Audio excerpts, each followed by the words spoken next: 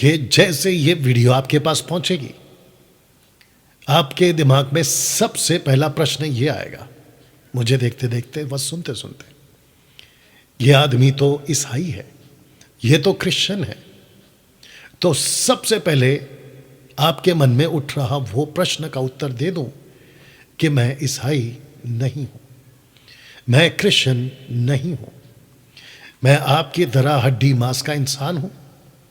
और इसी पृथ्वी का वासी हूं, भारत में जन्मा हूं, भारत की संविधान को लेकर चलने वाला। और क्योंकि मेरा जन्म भारत में हुआ है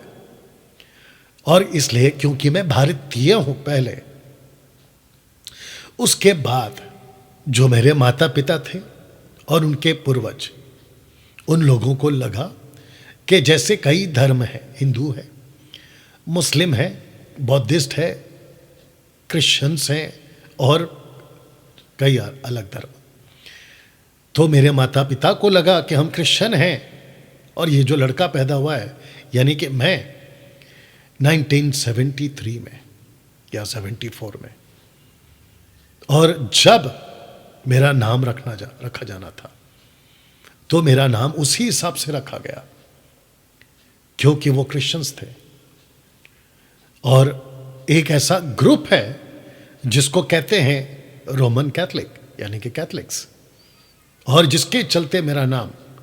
डैनियल राज, यानी कि मेरे पिताजी का नाम राज और मेरा नाम डैनियल, इसको मिलाकर यह नाम रखा गया। लेकिन जब 93 में मैंने इस पुस्तक को पढ़ा जिसको कहते हैं बाइबल,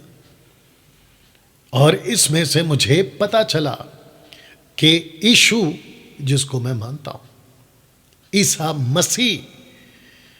ईसा अलैहिस्सलाम जिसको मैं मानता हूं, वो क्रिश्चियनों का गॉड नहीं है,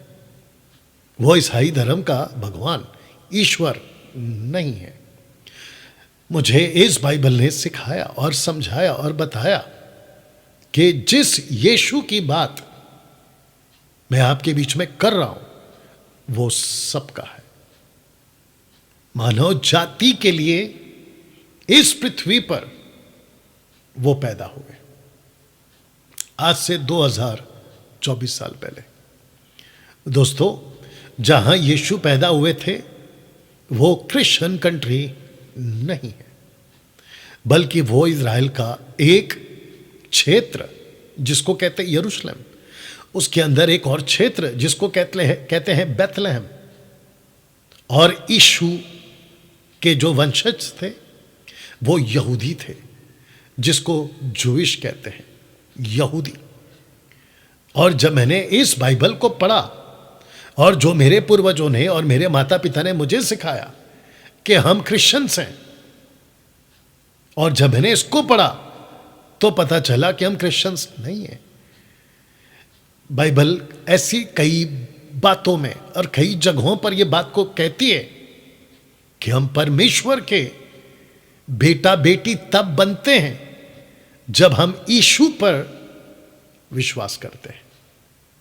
यूहन्ना की किताब उसका पहला अध्याय वचन 12। तो दोस्तों, उस वसीले से और उस वजह से मेरा यह दायित्व है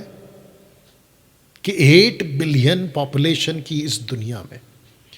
जहां तक मेरी हिंदी भाषा, जो आप लोग अभी समझ रहे होंगे, या जहां तक हिंदी भाषा समझी जाती है, उन सभी तक और उन लोगों तक ये 9 सच्चाइयां, बाइबल की 9 सच्चाइयां आप लोगों के बीच में मैं रख सकूं।